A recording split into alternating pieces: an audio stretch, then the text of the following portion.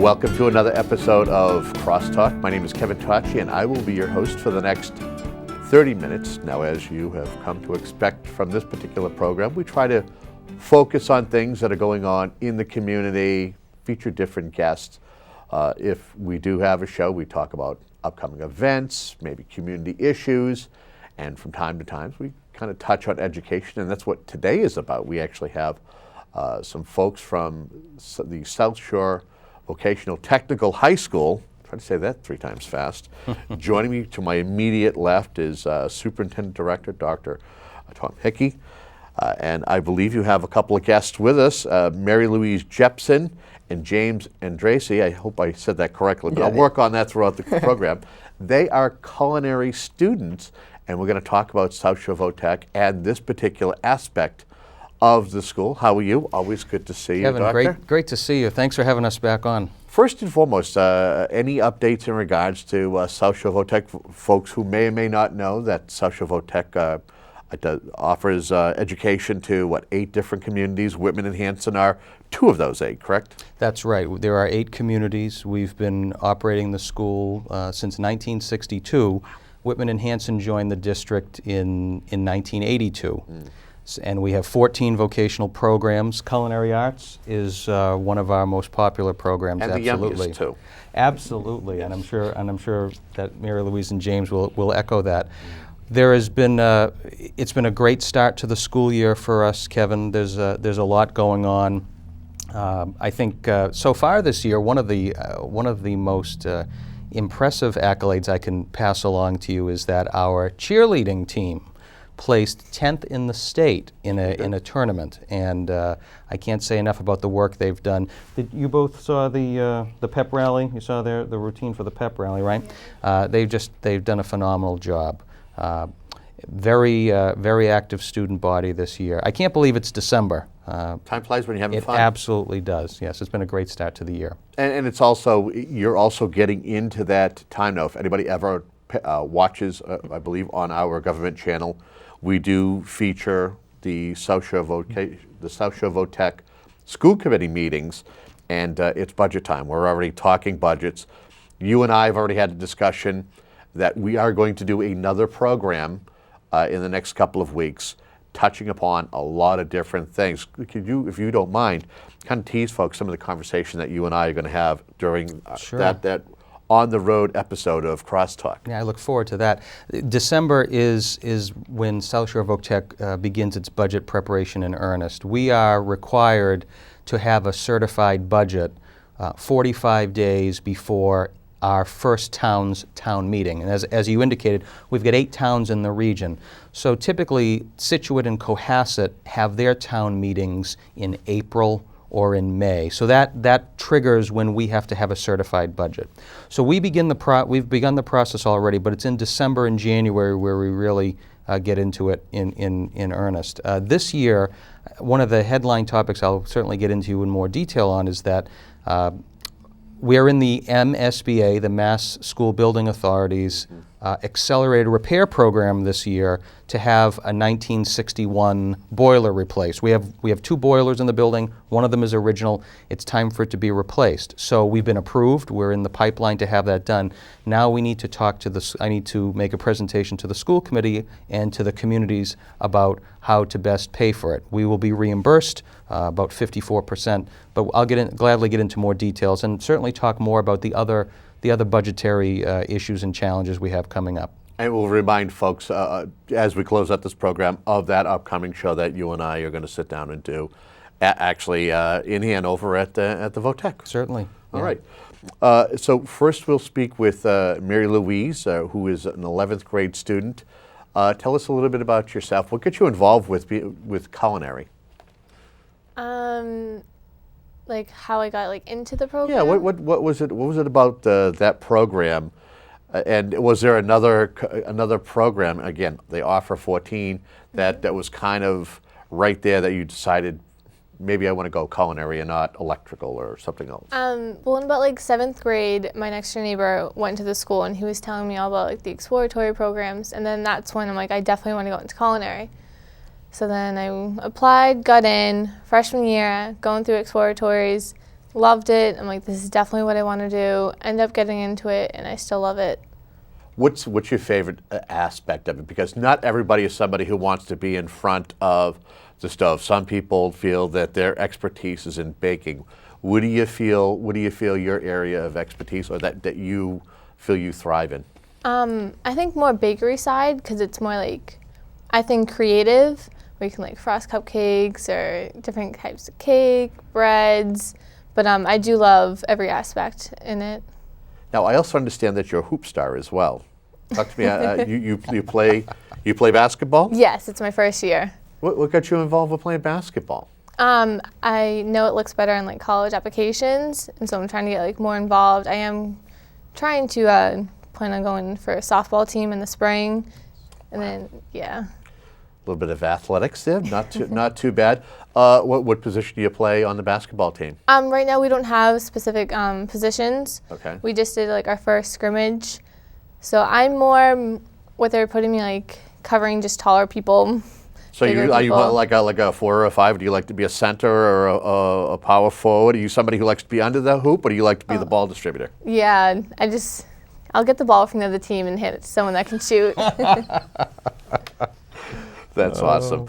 And now next to Marylouise is James Andrasy. As I'm again trying to get your name correct. You are a senior. I am. In this program, and you are a Hanson resident. Yes. What got you involved with this program?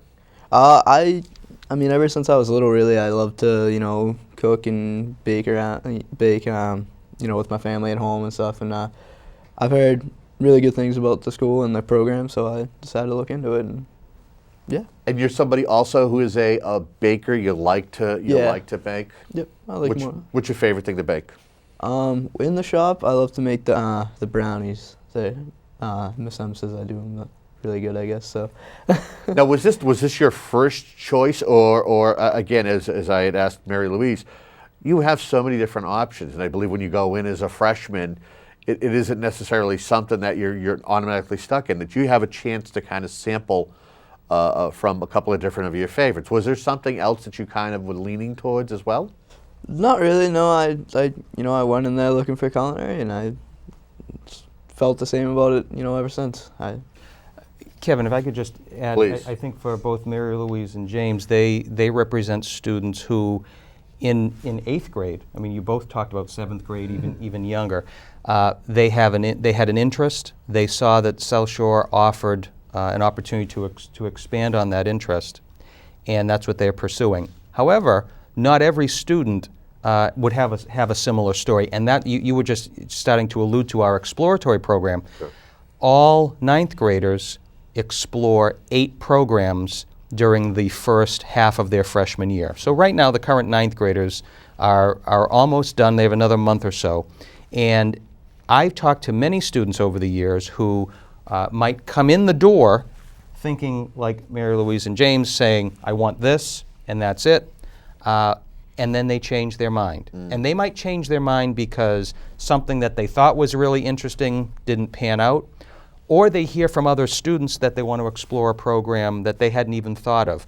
When students apply, they put 4 programs on their application, and they end up exploring 8. And the rationale behind it, even if it means a student explores a program that they don't initially have a burning interest for, is that when they do make that final decision, that it's well vetted with both the student and their parents at home. It's really a family conversation. So I give them both credit because they both had to go through 8 programs to arrive at this decision. It's a 3.5-year commitment once you pick your major. So good for them. I have to ask, did both of you said early on that you had an interest in this? Was it in 7th, 8th grade that you decided that you wanted to maybe go to an open house at the Vo-Tech? Was the Vo-Tech the first thing, or were you going to just go to your respective towns' high schools? I mean, Marylouise, you're from Rockland, correct? So you probably could have went to Rockland High if you didn't choose to go to Vo-Tech, and you would have went to the regional high school. Yeah. Did you go to the open house, Marylouise? Yes. What was that like? What was that experience like? It was a lot of fun going in and because you hear so much like it's a shop, but you don't really understand how like real world it is until you're in the shop. Like Culinary, it's a real kitchen. Cosmo, it's like a real salon in there, and it's really shows how it is, and like the open house really helped. Would you say the same thing, James? Yeah. I went to the open house. You know, I went in there, walked around, saw the kitchen. I saw it was huge, and like they said, oh, it's, you know, nothing like what you'd think. You know, it's getting a taste of the real world, how it would be. And we'll actually get to talk about that in a moment. Was there something you wanted to touch upon? You're both commenting on the kitchen, certainly, but both of you are now veterans at working in the front of what we'd call the front of the house, because we have a restaurant that's open to the public. Lantern. The Brass Lantern restaurant, open to the public 4 days a week, and as part of the program curriculum, both of you have had to work out in the front. Could you just explain that a little bit, because that might not be what drew you to Culinary, you know, working in the front of in the restaurant portion that's open to the public, but you've both had to have that experience. Mm-hmm. What was that like? Explain if you could. You want to? James? Well, it's like I said, it's getting like a taste of, you know, the real world. You take different tables, you know. We even get, you know, big parties sometimes. Well, I wouldn't say huge parties, but, you know, Sizable. Yeah, sizable, and you get to, you know, meet people who come in here, and, you know, we get a bunch of regulars who go into the restaurant. You know, you see some different faces, some new faces that come in, and yeah, I mean, I enjoy it. It's Yeah, my mom comes in every day and buys meals for like everyone in her office. So she's walking out the door with like 10 meals a day. Like, Now, how cool is that in your book, that your mom's coming in and sharing, you know, things that you and your, you know, fellow students your peers have worked hard to, you know, to make?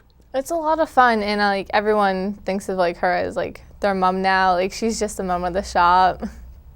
That is very cool. I had a chance. I didn't have a chance to talk to her directly, but over the Thanksgiving weekend, we a group of culinary students and one of the chefs, Mrs. Cuniff, and we participated in the holiday stroll in Marylouise's hometown of Rockland, and it was a lot of fun. We were giving out hot cocoa and cookies that were made, and it was a nice festive atmosphere. And I'm standing at the table, and and Marylouise's mom comes by, and she sees the South Shore Vo-Tech emblem, and lets out this big hoot and holler cheer, which showed, for a parent, showed great pride in her daughter's school, and I do owe her a thank you for that. So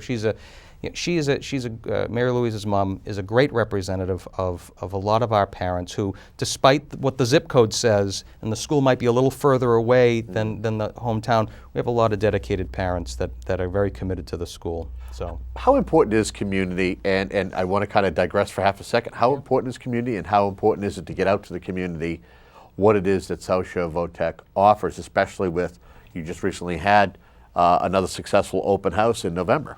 It's absolutely essential. A large region, 8 towns, you need to continually remind residents, parents, families, taxpayers about the service that the school offers. It's a public school. We're here to serve the children that have an interest in what we have to offer. And there's multiple opportunities, as you can imagine, if you were to go down the list of our vocational programs of how our school can give back to the community. I could give you long lists of how our culinary program and our cosmetology program, graphic communications, electrical, carpentry. I cannot think of a better win-win on a high school level of how our students and their talented instructors can help give back. A lot of the live work that Marylouise and James talk about, a lot of the live work that happens in our other programs are in many respects the way that we can give back to the communities who support us. I got to ask you guys, how do you feel that going to a Vo-Tech like South Shore's helps you when you get out of school, when you're done? James, you're a senior.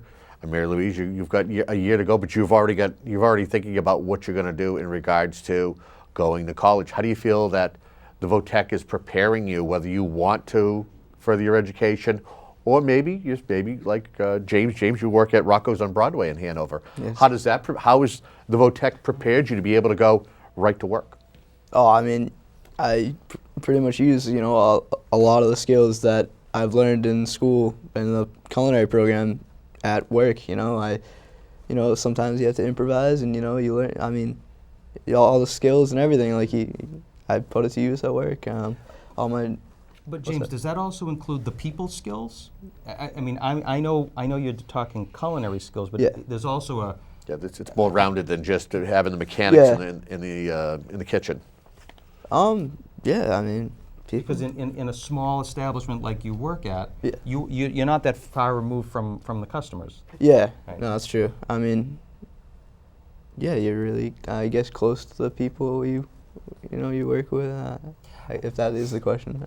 Well, But, I think what we pride ourselves on is that it's an integrated experience. So it's not like we're going to send the kids to a class learning this is how you talk to people, and it's integrated. So their technical skills, It's hands-on. It's hands-on. It's hands-on. That's the key. It's not something that you're reading out of a book. It's something you get to interact. That's what the purpose of something like the Brass Lantern is they get to interact with the folks who are coming in and ordering stuff. They get to learn to work with the public.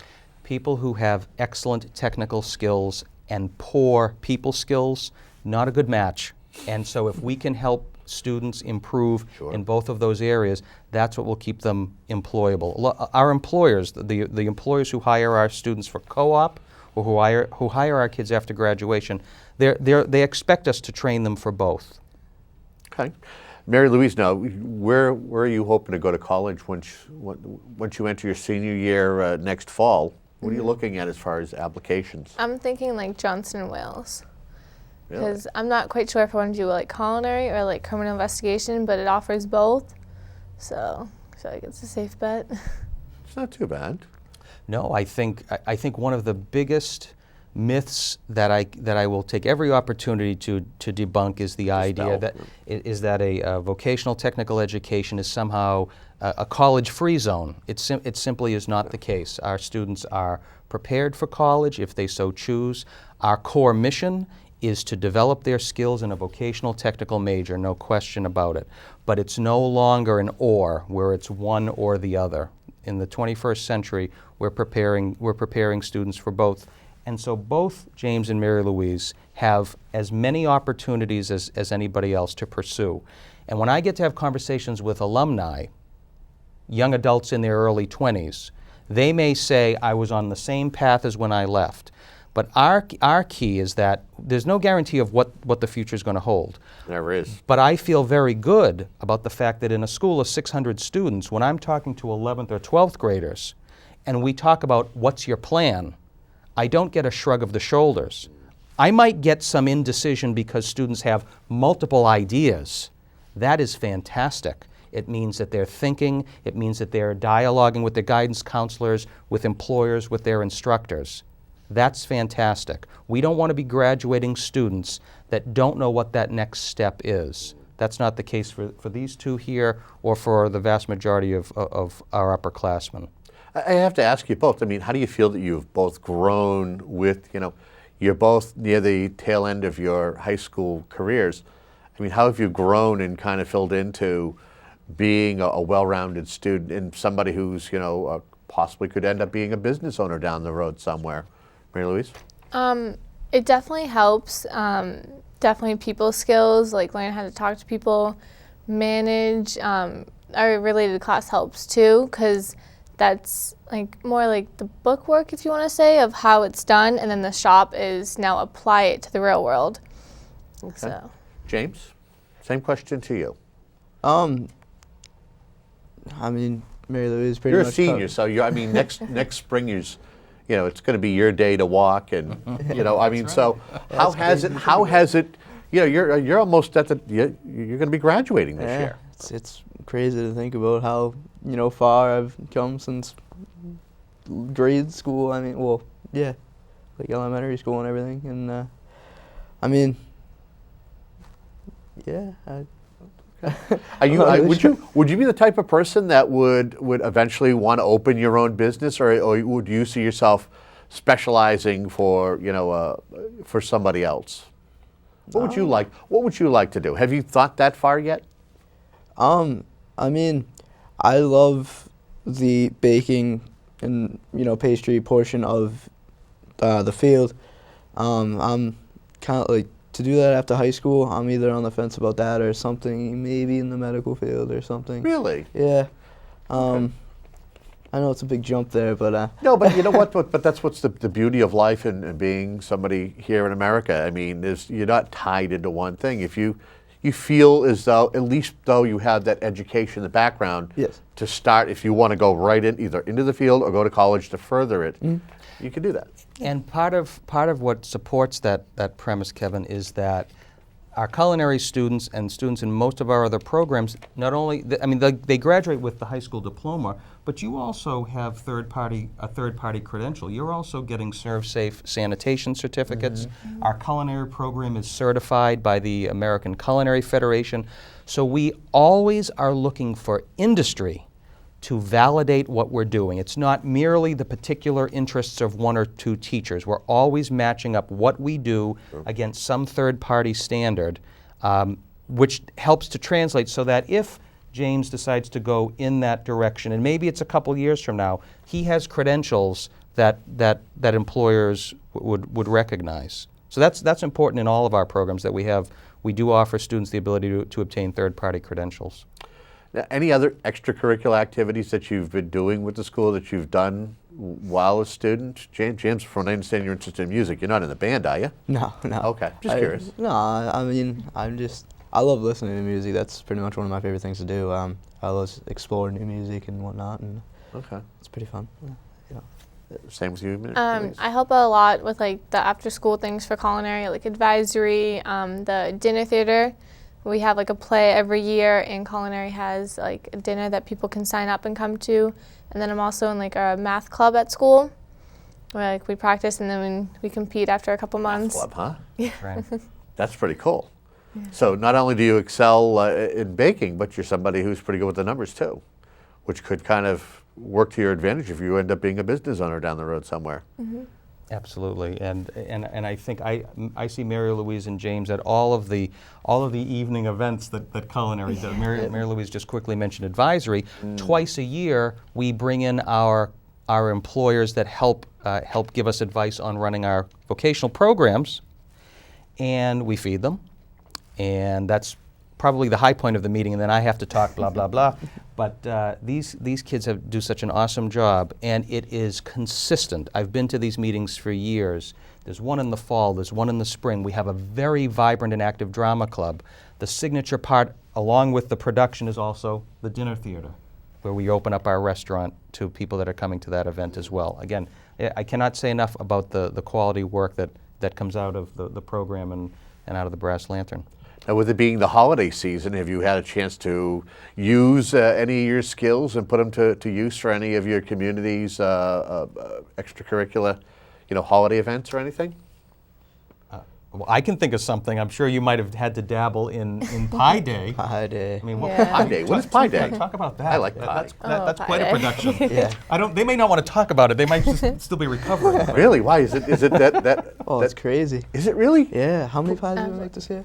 I don't It was even. like 200 or so. As they're counting into the scientific notation on how many pies they've made, we sell pies to the community, and it's a long-standing tradition, and it's a wonderful opportunity. If you want to get a parking space on the Tuesday before Thanksgiving at South Shore Vo-Tech, you better arrive at 6 a.m. But you can certainly talk about. What I can't comment on though is the amount of preparation that goes into this. Because you can't make the pies Fast enough. 3 weeks in advance. Yeah. Oh no. And then even like the rolls, I was doing like 4 or 5 times the recipe than normal, like the whole week, because we had to make like over 1,000 rolls just for Pie Day, on top of the pies and breads. And at that point, you're like going, I never want to see another roll as long as I live, or at least until next year. Definitely, Yeah. definitely. But what experience in terms of institutional food, catering, mass producing, right? yeah. And we're also able to use the proceeds from these sales to put money right back into the program, which is an effective way of growing a program or maintaining a program. So it was, I can tell you, it was another successful year. Everything that I heard about it, and again, seeing the cars in the parking lot too. These French silk pies, these chocolate, so my goodness, good. well, anyway. Were those the most popular pie, or was there another pie that don't know. surpassed it? Oh. And was Probably there a that favorite one. pie that you guys liked that you might have been sampling while you were, if there was any leftovers? Oh, definitely that one. Yeah? Definitely the I French think dip. that one sold out pretty good fast. Yeah, they did a great job. Well, everything that is good must eventually come to an end. We've just got a couple of minutes left here.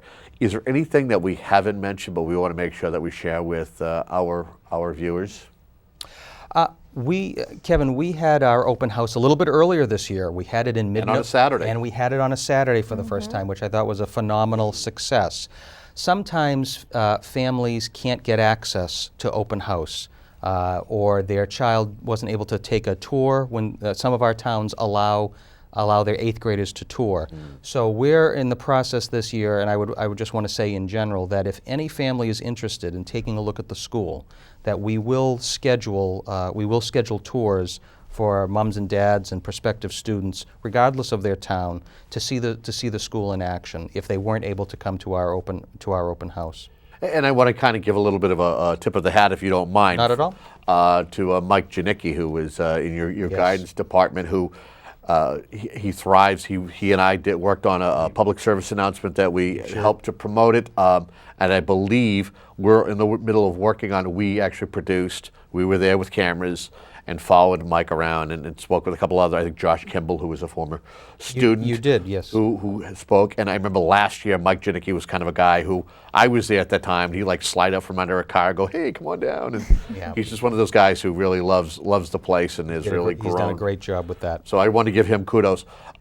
Anything you want to mention in closing, where we got like 2 minutes left? Well, I guess if I was to pick up from where we started, when we get back together and talk some more, there's a lot going on at the state level that we can unpack a little bit further. Not just budget. There have been some mid-year budget cuts at the state level. Regional transportation is one of the budget items that's been 9C cut. cuts? 9C cuts. That's exactly right. I have serious concerns about how that affects us and how that affects Whitman-Hanson as well. Those cuts need to be restored. It's something that I want to talk to you about at a later point. There are also some proposed regulatory changes for Chapter 74 vocational regulations. Sure. I'm serving as the president of the Mass Association of Vocational Administrators this year, so I'm playing a more active role in my role as president in working with the Department of Education on developing these regulations. So I definitely would be able to talk to you more about that. Common Core, Park. Oh boy. Oh my goodness, there's plenty to say. All good There's stuff. plenty to say about that. It is a busy time, but an exciting time as well. We'll look forward to it, and again, as we'll take our camera on the road for CrossTalk, and we'll sit down at the Vo-Tech. Marylouise, James, I want to thank you both for coming in, and Thank you. continued success. And I'll look forward, because I usually attend the school committee meetings, and usually you guys lay out a little bit of a spread, which They sure do. folks who usually cover that stuff are privy to. So keep up the great work, and thank you very much for tuning into another episode of CrossTalk. Until the next time, have a great day.